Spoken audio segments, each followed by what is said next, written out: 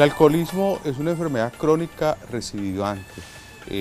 Alcohólico no necesariamente es aquel que toma todos los días, que es una importante aclaración que hay que hacer. Alcohólico es aquel que tiene dificultades en el control y el manejo del uso del alcohol. El alcohol es un depresor del sistema nervioso central. Básicamente su acción se debe a esa razón. Lo que hace es que adormece algunas partes del sistema nervioso central y hace que la persona, cuando se adormece de eso, tenga una sensación de euforia o de alegría o de falsa alegría, lo que usualmente conlleva, posterior al consumo, a cuadros depresivos, que es lo que uno encontraría. Adicionalmente a estos cambios en el ánimo del sujeto, hay una serie de cambios que empiezan a producirse en el organismo de acuerdo a la cronicidad. Entonces uno tiene cambios que pueden ser psicóticos, hay pacientes que bajo efectos de alcohol que tienen una especial sensibilidad, hacen lo que nosotros llamamos una intoxicación patológica, es decir, con muy pocos tragos que se tome, el sujeto tiene un comportamiento totalmente anormal, esa es una forma como se presenta. La otra forma de presentación es la que presentan psicosis alcohólicas, es decir, bajo efectos de alcohol el paciente sale de la realidad y se comporta totalmente anormal y tiene que ser traído a un centro especializado para poder controlarle la psicosis por alcohol.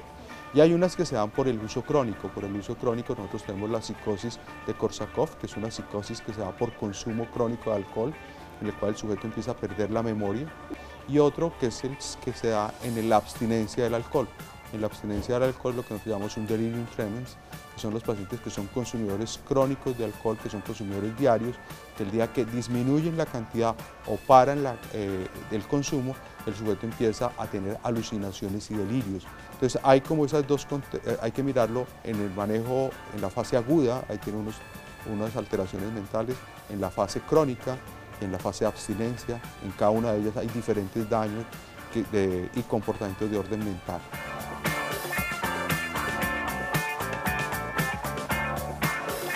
El doctor Alexis Benito, doctor Ramón, empezaba a explicarnos algunos aspectos y daños que ocasiona el alcohol en el organismo, pero muy importante algo que decía, no todos los alcohólicos toman todos los días.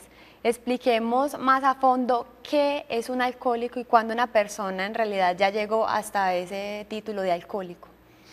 Bueno, Luisa, el tema del alcoholismo es muy importante aclararlo porque obviamente la mayoría de la gente cree que alcohólico es el que solo toma todos los días, que los otros no son alcohólicos. Lo que define el alcoholismo es la pérdida de control frente al alcohol.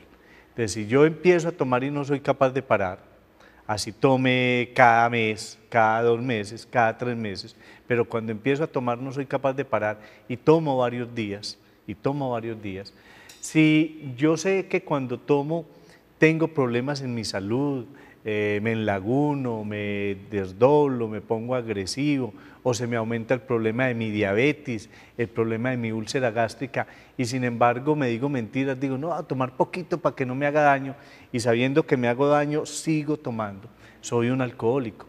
O si vivo haciendo promesas de que voy a tomar menos, de que no voy a tomar y cada vez fracaso en esos intentos de parar, también soy un alcohólico.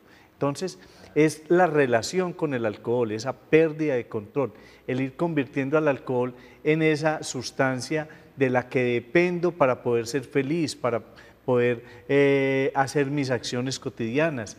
La persona que solo puede bailar bajo efectos del alcohol, la persona que solo puede pasear bajo efectos del alcohol, indudablemente tiene problemas con el alcohol y podríamos decir que esa pérdida de control lo convierte en un alcohólico. Doctor, y le recordamos a todos nuestros televidentes que este espacio es para ustedes, para recibir sus llamadas y todas las inquietudes que tengan sobre el tema del día de hoy, que es el alcoholismo, o sobre cualquier otro tema referente a la salud mental. Nuestras líneas son 448-4142 o la línea gratuita nacional 018 51 82 82. Y precisamente ya tenemos en la línea a Diana, que nos llama desde Manrique. ¿Cómo estás, Diana? Gracias, muy bien. ¿Ustedes cómo van? Muy bien, muchísimas gracias. Atentos a su pregunta, cuéntenos. Gracias, muy amable. Quería felicitarlos por el programa, especialmente al doctor Ramón. Y si es tan amable, ¿me puede hablar, por favor, sobre el ácido valproico y el lorazepam? Estos dos medicamentos que he estado como investigando, quería que usted me diera como un poquito más de información, si es tan amable, doctor. Un feliz día, Dios le bendiga. Bueno, Diana, el ácido valproico es una sustancia muy utilizada en la medicina, principalmente por dos especialidades. Una es la neurología, ya que la función principal y para lo que se investigó inicialmente el ácido valproico fue para el tratamiento de las epilepsias. Pero la otra especialidad que usa demasiado el ácido valproico es la psiquiatría, porque el ácido valproico, al igual que otras sustancias que también son antiepilépticas, sirven como estabilizadoras del estado del ánimo, o sea, son sustancias que utilizamos cuando no le podemos dar litio a los pacientes o cuando con el litio solo no nos funciona, entonces les damos el ácido valproico como estabilizador del estado del ánimo, pero sirve también para muchas otras patologías, se utiliza para la migraña, se utiliza también para aquellas personas que están teniendo problemas de irritabilidad y agresión, bajo control de impulsos, entonces tiene muchísimas utilidades. Muchas veces los pacientes piensan que el psiquiatra se equivocó al mandarle el ácido valproico porque solo van y ven que es contra la epilepsia y que ellos no son epilépticos. Ahora, el lorazepam es una sustancia, como todas las benzodiazepinas, que sirve para bajar la ansiedad, tiene que ser usada bajo estricto control médico, tanto que la fórmula tiene que ser especial, solo se debe tomar por el tiempo que dice el médico psiquiatra, ojalá sea pues un médico psiquiatra el que lo mande, y no quedarse tomándolo como hacen muchos pacientes que se lo formulan, entonces después siguen yendo a donde el médico o a donde la farmacia, pagan un poco más para que se lo sigan dando y eso finalmente puede traer consecuencias muy graves a la salud, fundamentalmente a nivel neurológico, si no son adecuadamente manejadas por un especialista. Si son manejadas por un especialista, los riesgos se minimizan y puede ser muy beneficiosa para la salud del paciente. Doctor, ¿cuáles son los órganos más afectados al consumir alcohol? Bueno, el alcohol es uno de los tóxicos más grandes que existen.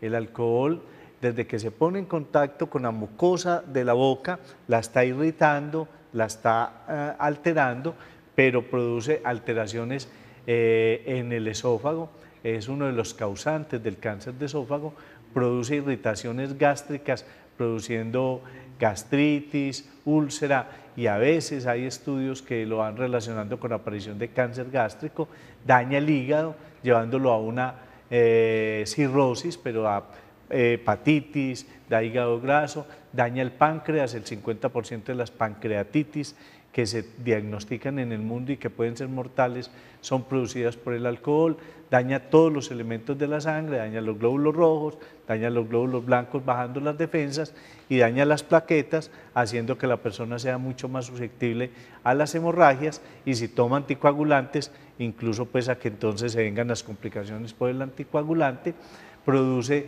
daños en la absorción gástrica, en la absorción intestinal, pueden irritar el colon, hay estudios que demuestran que puede dañar muchos otros órganos como la tiroides y daña la piel, daña los ojos, daña la visión y si además se acompaña del cigarrillo puede producir daños tan severos en el corazón, en otros órganos como los pulmones, porque el alcohol hace que el daño de la nicotina sea mayor en estos órganos. Pero el alcohol también deposita grasas en las arterias, obstruyendo las arterias y predisponiendo y facilitando la aparición de los infartos, tanto cerebrales como cardíacos. Doctor, y también daña el cerebro. También muchas personas pierden las neuronas con el Claro, y el daño ya fundamental, incluso es del que nos venía hablando el doctor Alexis, es que al dañar las neuronas puede producir cuadros de demencia en personas muy jóvenes que empiezan con alteraciones como si fueran mucho mayores y produce unos daños en la memoria muy severos, va atrofiando el cerebro, tanto que uno le puede tomar un TAC a un paciente alcohólico de 40 años y el radiólogo se lo lee como si fuera de 60 años o más y produce todas las alteraciones psíquicas que pueden llevar a cuadros de locura y al delirium tremens que puede llevar a la muerte del paciente.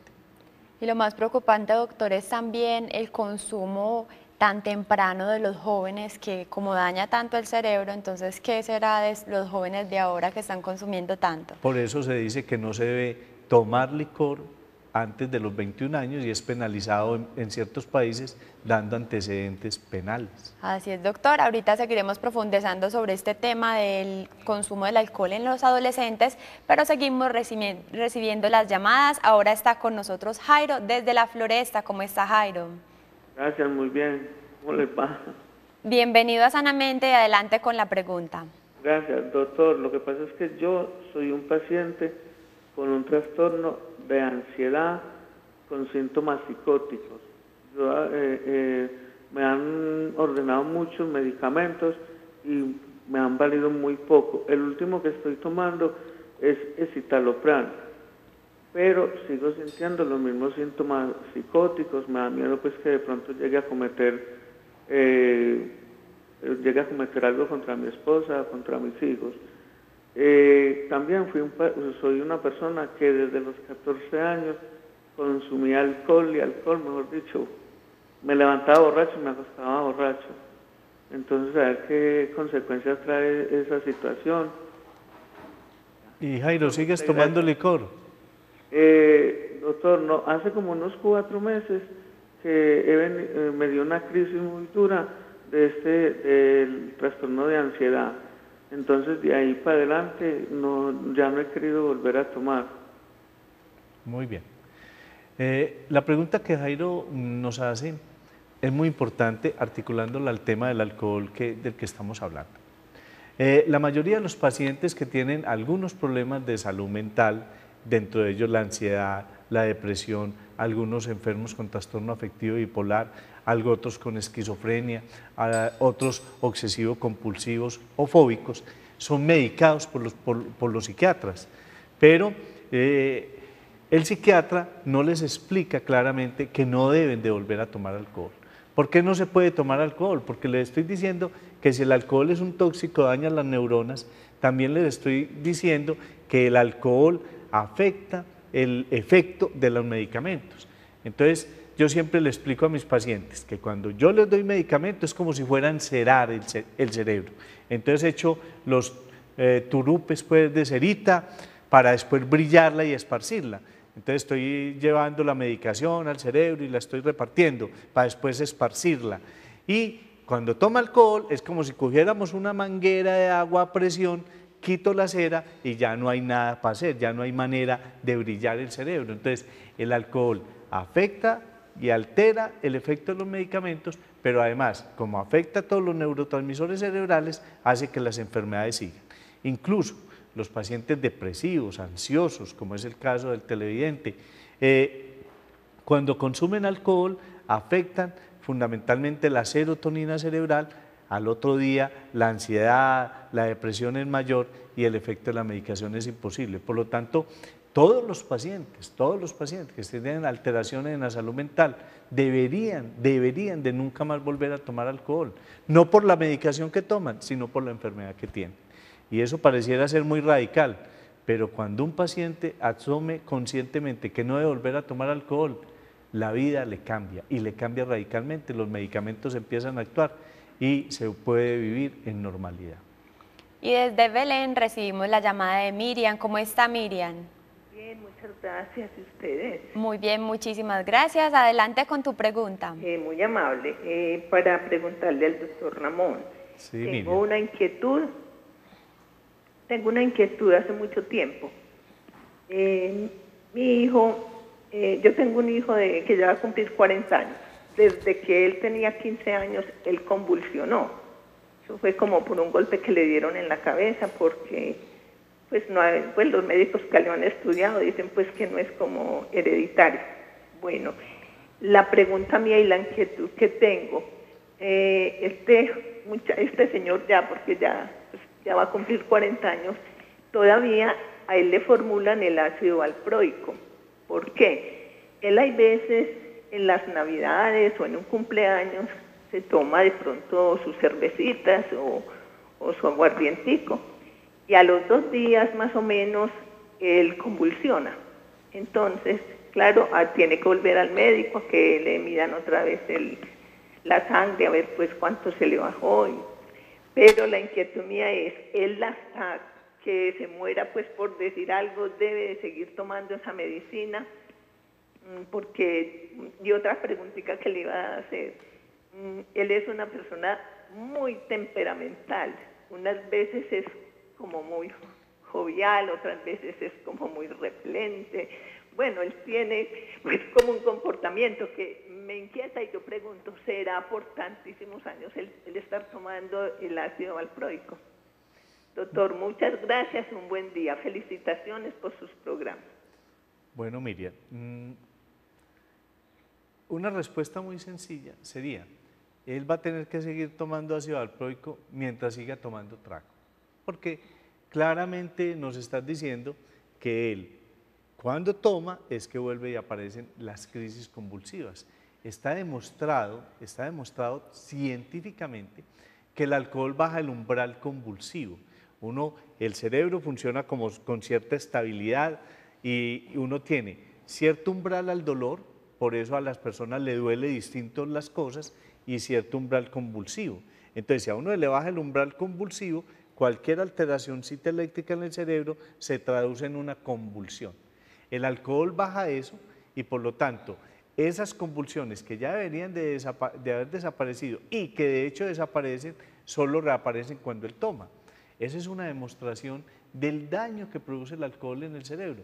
La gran recomendación para tu hijo es, mire, no vuelva a tomarse una gota de alcohol, no volverá a presentar convulsiones y le podrán quitar el ácido valproico. Pero yo lo que veo en el caso específico de tu hijo es que el ácido valproico tiene también otra indicación y es con ese elemento tan temperamental de él. Yo creo que hay un elemento que debería ser evaluado psiquiátricamente y que puede estar influyendo en que nos tome trago y en que nos convulsione. Y el ácido valproico en el fondo es lo que nos está permitiendo que él no convulsione tan de seguido ni se convierta y tenga problemas más serios de salud mental. Pero la respuesta es esa. ¿Cuánto tiempo más va a tomar ácido valproico? Cuantas veces sea necesario mientras él siga tomando trago, así sea solo en diciembre. Y desde Santa Cruz recibimos la llamada de Michael, bienvenido. Michael, ¿ya no está con nosotros? Entonces tenemos a Diana desde Belén. Hola Diana. Hola. Bienvenida, ¿cómo está? Muchas gracias, muy bien. Diana, cuéntanos cuál es tu pregunta, que el doctor está atento. Sí. Sí, Diana, te estoy escuchando. Bueno, más que una pregunta, doctor, lo que quería era como un consejo. Sí, dime. Bueno, mi papá toda la vida ha sido alcohólico, ¿cierto? Él lo acepta, pero sin embargo no deja el alcohol. Sí. Y queríamos era como validar entonces qué puede hacer la familia en este caso. No recibe pues como un consejo, a dónde lo podemos llevar, cómo disminuir la ansiedad que él maneja porque diariamente toma. Bueno, muy bien, Diana. La pregunta que tú haces es una pregunta muy común en todas las familias de los pacientes que son alcohólicos. Los alcohólicos, cuando vienen en el proceso de ya estar tomando todos los días, inmediatamente suspenden el consumo de alcohol, a las 6 o 8 horas empiezan a sentir demasiada ansiedad por tomar.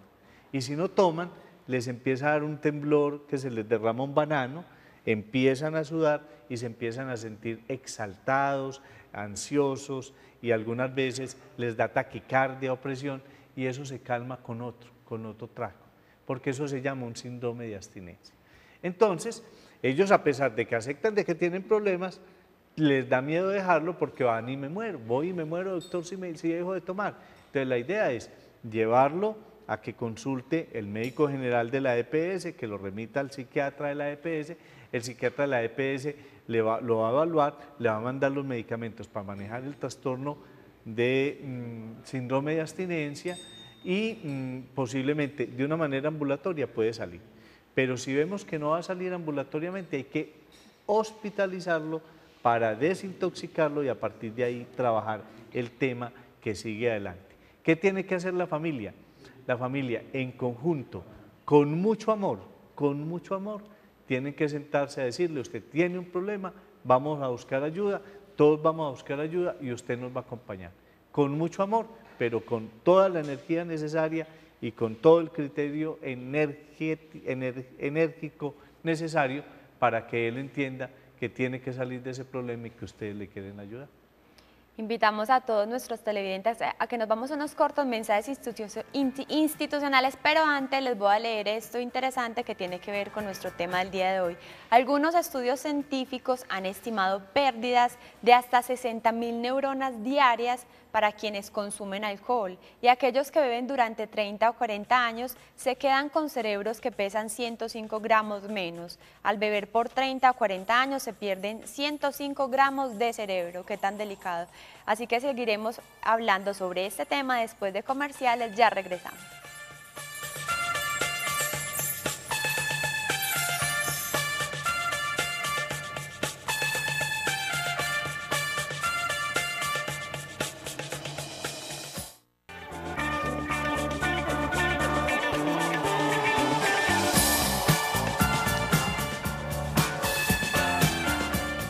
Regresamos a Sanamente y hoy hablando de los daños que produce el alcohol en el organismo, doctor.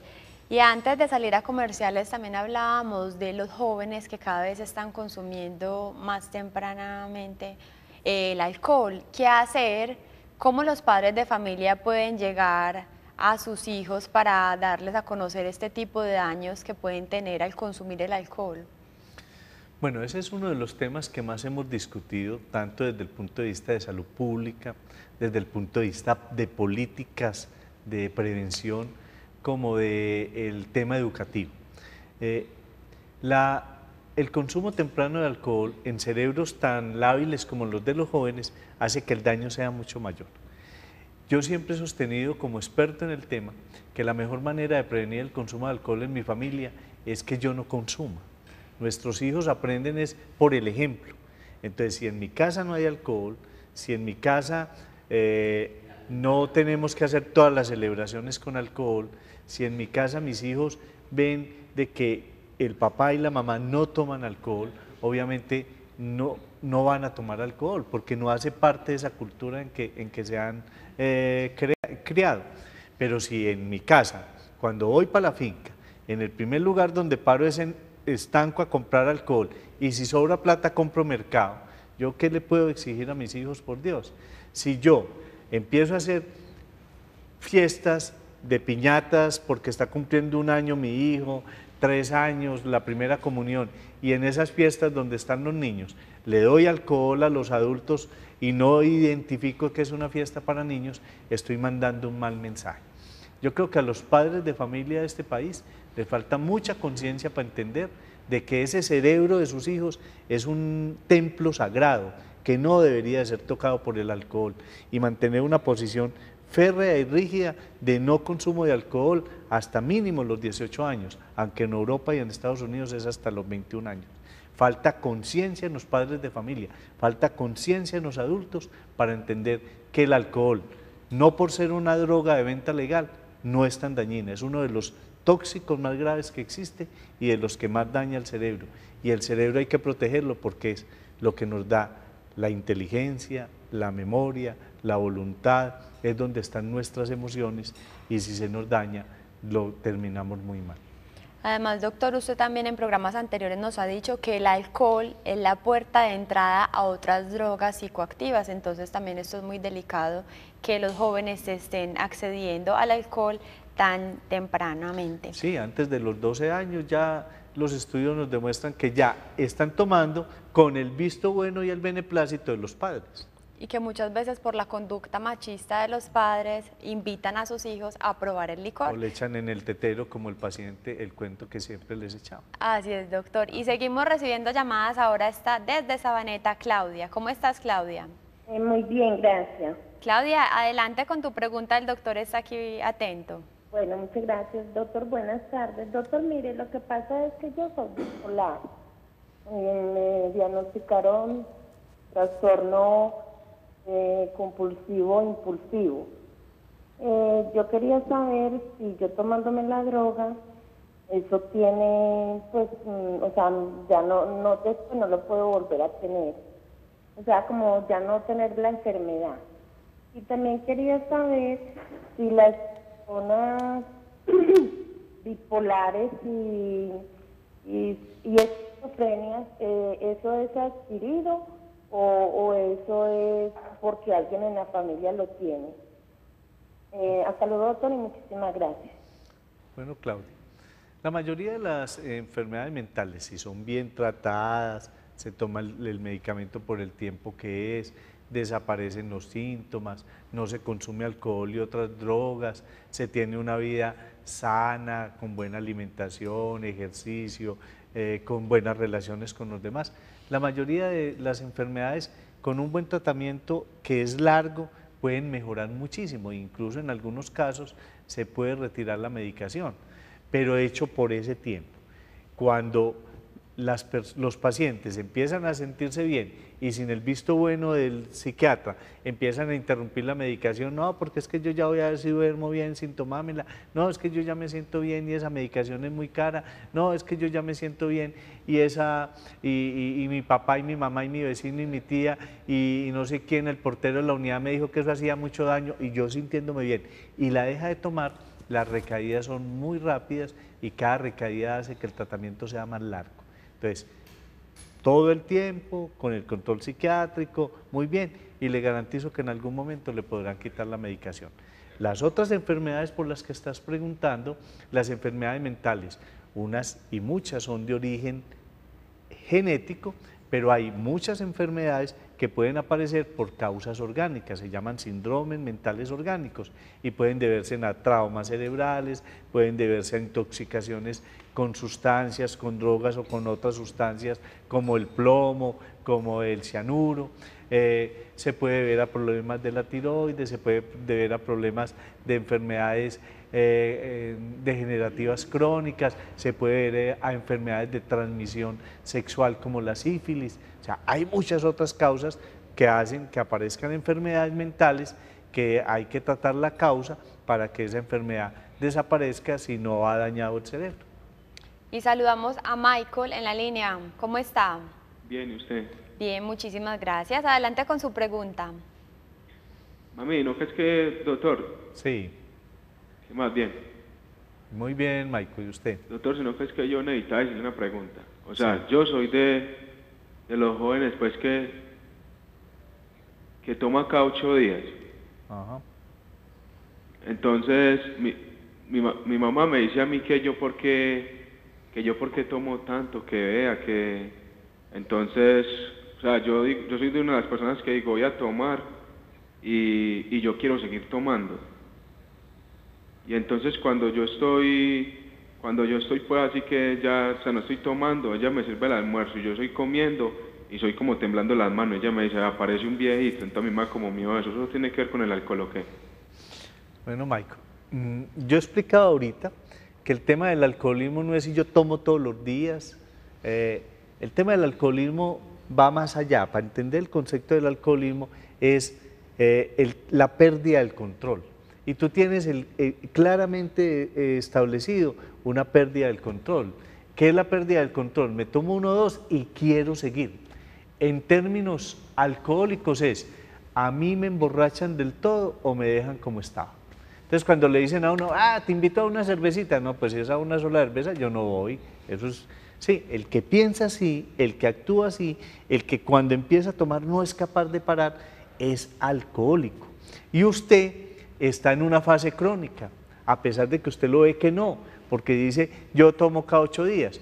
Eso cuando usted toma cada 8 días y a la hora del almuerzo después de haber tomado, está temblando, usted ya tiene un síndrome de abstinencia. Eso se llama un guayabo nervioso y cuando ya tengo un síndrome de abstinencia quiere decir que estoy en una fase crónica y de ahí pasar a un delirium tremens, que es convulsionar, tener alucinaciones visuales, ver cosas que no existen y tener sueños terroríficos, hay un solo paso. Yo creo que la mamá suya es un genio, le hizo el diagnóstico claro, sabe exactamente que tú tienes un problema y lo único que les falta es buscar la ayuda. Vaya, hacemos el tratamiento, enfrentamos el problema y su vida va a cambiar radicalmente. No el alcohol, lo tienes que sacar de por vida. Y yo creo que es que en tu familia hay alcohólicos, póngase a estudiar la familia del papá, la familia de la mamá y encontrarás que hay alcohólicos, posiblemente en ambas familias, y tú tienes esa herencia. Y desde Belén recibimos la llamada de Claudia. ¿Cómo está? Muy bien, ¿y ustedes? Muy bien, muchísimas gracias. Claudia, y adelante con tu pregunta. Bueno, mi pregunta es para el doctor. Buenos días. Muy buenos días, Claudia. Yo soy una mujer de 44 años y sufro de trastorno de depresión mayor recurrente de difícil manejo. En este momento yo estoy medicada con venlafaxina de 150 miligramos y también me dan pues ataques de pánico. Yo no fumo, yo no tomo, soy súper sana pues en ese sentido. Al parecer mi depresión es por genéticamente, porque en mi familia hay muchos casos de depresión, incluso con suicidios. Mi pregunta es si de vez en cuando, por ejemplo, yo tengo una fiesta, me ofrecen una champaña, un vino, esto hace que mi tratamiento se suspenda o algo. Muchas gracias. Bueno, Claudia, mire, el alcohol en los alcohólicos produce muchos daños, pero en los no alcohólicos también. ¿Por qué? Porque es que el alcohol es una sustancia que entra en el organismo, empieza a irse a todas y cada una de las células de las que les he dicho. Entonces, cuando tú estás tomándote la medicación y eres depresiva, en tu cerebro tienes menos serotonina que el resto de las personas. Y te lo deben de haber explicado así. Tienen menos serotonina que el resto de las personas, entonces lo que hace la medicación que te están mandando es ayudar a que tu cerebro produzca serotonina. La venlafaxina no reemplaza la serotonina, hace que el cerebro produzca serotonina. Pero cuando tú te tomas esa copita de champaña, una sustancia que se forma en el hígado del alcohol, de la que no voy a decir el nombre, una sustancia, va por la sangre, llega a tu cerebro, se mezcla con la serotonina, produce otra sustancia y tu serotonina se disminuye. Entonces, después de tomarse esa champañita y ese otro traguito ahí en la fiestica, al otro día tienes menos serotonina y vuelves y te enfermas y volvemos a empezar de cero el tratamiento. Por lo tanto, uno puede ir a las fiestas y brindar. ¿Qué es brindar? Levantar la copa, desearle a los novios felicidades, al que sea, la vuelvo y la pongo ahí y ya brindé. Es que brindar no es tomarse el trago. Es como los alcohólicos que van a las discotecas y le dicen a uno, doctor, pero es que allá, mira, allá tengo que comprar trago. Y yo le digo, sí, allá tiene que comprar trago, pero no le pueden exigir que se lo tome. Entonces simplemente hace un truco, llega el mesero y le dice, déjeme la botellita ahí, no me la destape, que cuando yo me vaya, esa va a ser su propina. Maté 2 pájaros de un tiro, entré a la discoteca, compré el trago y con lo que compré el trago di la propina. Bailé y pasé bueno y no tengo que tomármelo porque a nadie lo pueden obligar a tomar trago. Y desde Sabaneta nos llama Alicia. ¿Cómo está? Buenas tardes. Bienvenida, Alicia, y cuéntanos cuál es tu pregunta. A felicitarlos por el programa, que me parece súper interesante. Muchísimas gracias, Alicia. Bueno, yo tengo 2 preguntitas para el doctor. Una, yo sufro síndrome de pánico y soy hipertensa y también me diagnosticaron, ¿cómo es que se llama eso? Cuando uno está bajito de ánimo. Depresión. Depresión. Bueno, mi pregunta es, doctor, a mí la semana pasada yo estuve donde el psiquiatra en revisión. Yo tomaba ácido valproico y tomo todavía fluoxetina, 2 al día. Yo me hice un examen de ácido valproico y me salió en 25. Bueno, mi pregunta es, yo quiero saber, ¿el ácido valproico lo produce el cerebro o lo produce la medicina? Y él me dijo que como lo tenía bajito, que no necesitaba tomar más, porque yo solo me estaba tomando una pastilla de ácido valproico y que eso no me estaba haciendo ni bien ni mal, me lo quitó. Y desde que me dejé eso, siento a veces como un calor en la cara, como otra vez el susto, con mucho desaliento en las manos por ratos. Entonces no sé si es otra vez el síndrome de pánico y pues ¿qué tengo que hacer? La fluoxetina sí me la estoy tomando y la medicina para la hipertensión. ¿Y fue el psiquiatra el que le quitó la medicación? El ácido valproico. El psiquiatra. Sí, y tomo clonazepam por la noche 3 goticas y tomo propanolol de 40. El doctor de medicina general me dijo que no me tomara el propanolol, pero 2 días lo dejé y me empezó una taquicardia muy fuerte. Entonces el médico psiquiatra me dijo que me siguiera tomando el propanolol, que porque ese me ayudaba para la taquicardia y me evitaba el síndrome de pánico. Muy bien. Muchísimas gracias, doctor. Bueno, Alicia, pues yo no sabría exactamente interpretar por qué el doctor te quitó el ácido valproico, porque si el ácido valproico está bajito en la sangre, pues lo que uno debe hacer, o normalmente hacemos los psiquiatras, y por eso digo, no puedo interpretar, no sé exactamente qué pensó el doctor y qué estaba buscando, pero en un caso específico es que si el ácido valproico está bajito en la sangre, uno aumenta la dosis de ácido valproico, pues para eso manda el control. El ácido valproico no lo produce el organismo, el ácido valproico es el que usted se toma, que se mira qué dosis y qué nivel hay en la sangre, porque uno necesita que esté en unos niveles exactos que ahí están en el laboratorio. Lo que hace el ácido valproico es ir al cerebro, al igual que la fluoxetina, ir al cerebro, ayudar a que el cerebro estimular a las neuronas para que produzcan esos neurotransmisores de los que les hablamos aquí, la serotonina, la noradrenalina, el ácido GABA, el GABA, la acetilcolina, una serie de sustancias.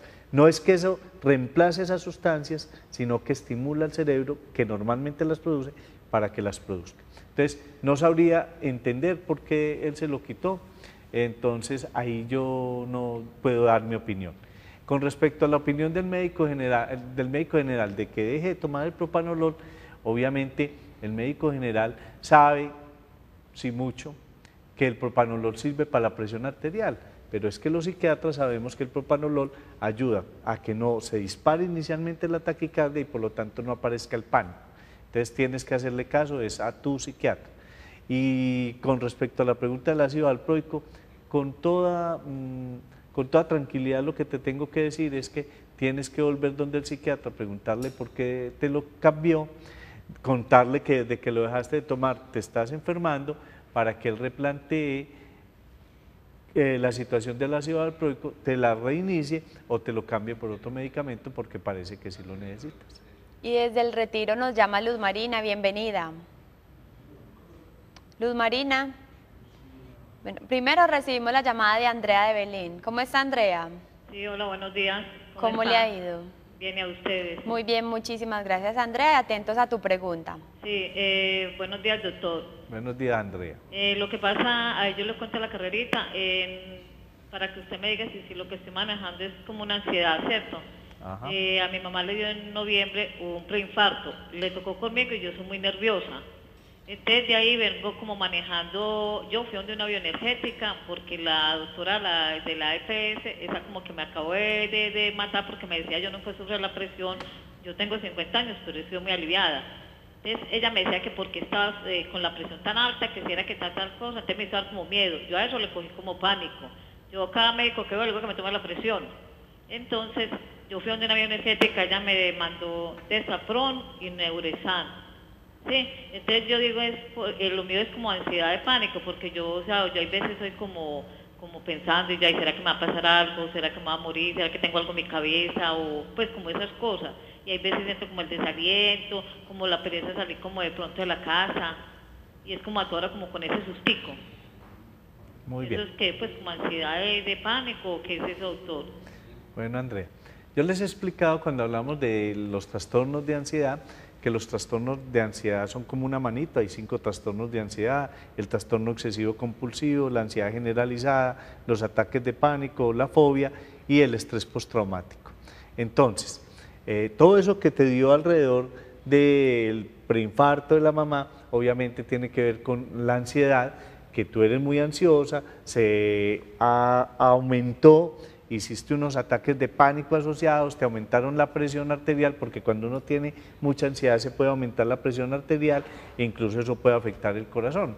Lo que la doctora te dijo es, bueno, entonces si sigues tan ansiosa te va a dar un infarto pues por la presión alta.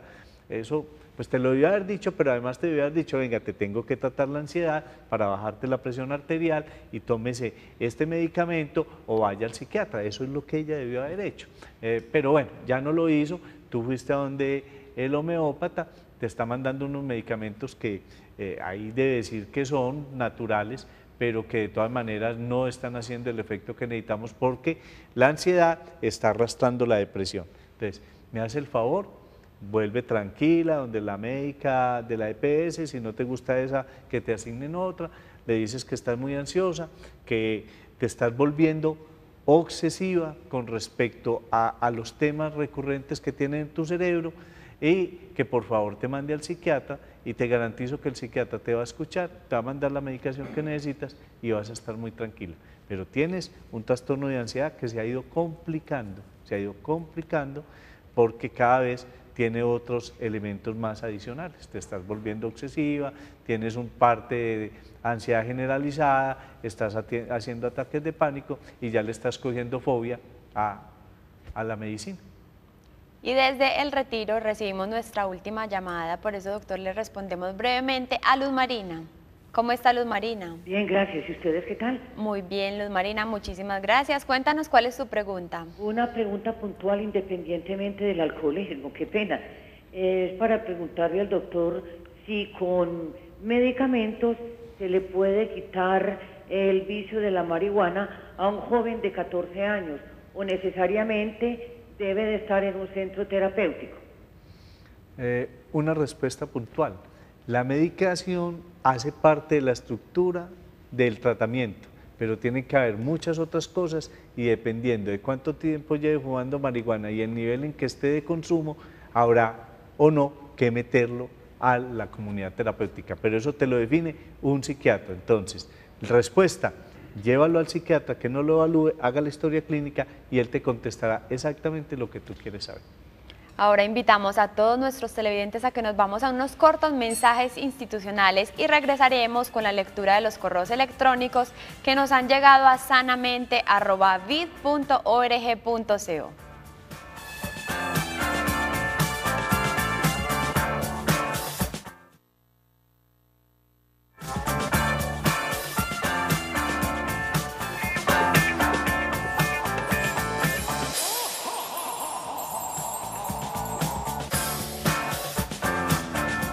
Regresamos a Sanamente y quiero recordarles antes de empezar a leer este correo electrónico nuestro sitio web, que es nuevo, es www.televid.org.co para que nos visiten y conozcan más de la programación, de los eventos y de todas las actividades que realiza el canal. Además también búsquenos en el Facebook como Televida y en el Twitter como @canal Televida. Y les recordamos nuestro correo electrónico de Sanamente para que nos escriban todas sus preguntas, inquietudes sobre los temas de salud mental. sanamente@vid.org.co.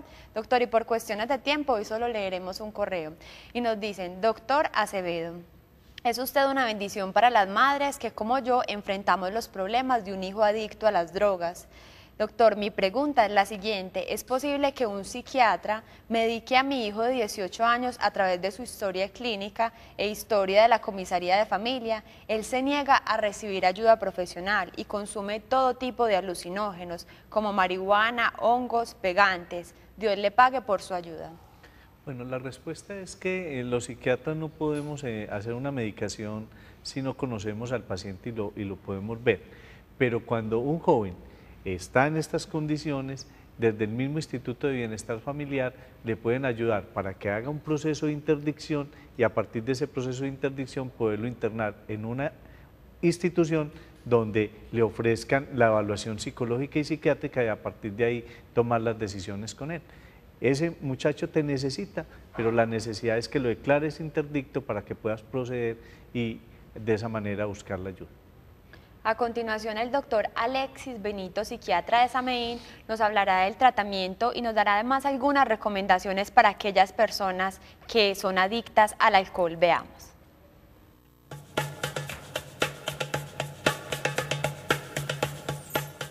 Una vez que alguien está con el problema, que ve que tiene dificultades en el consumo, pues tempranamente debe asistir a un tipo de ayuda psicológica o psiquiátrica, dependiendo la gravedad para que ojalá en lo posible pare el consumo. Es muy difícil decirle a alguien, enseñarle a beber. Si tiene uno una dificultad en el consumir, lo que hay que es parar el consumo de forma definitiva. Es muy débil, yo lo voy a enseñar a usted a que tome poquito.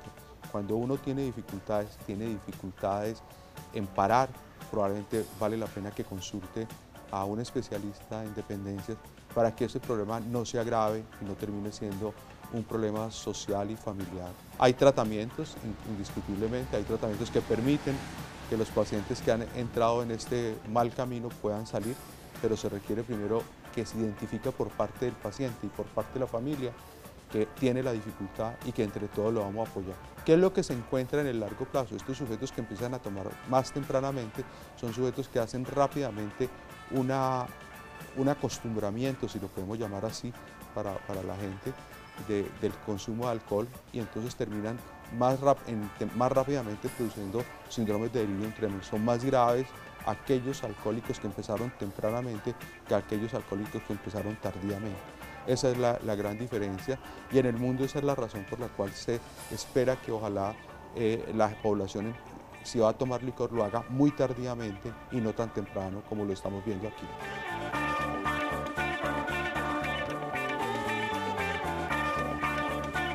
Doctor, ya llegamos al final del programa. ¿Cuál es su última recomendación o conclusión para este tema el día de hoy, el alcoholismo?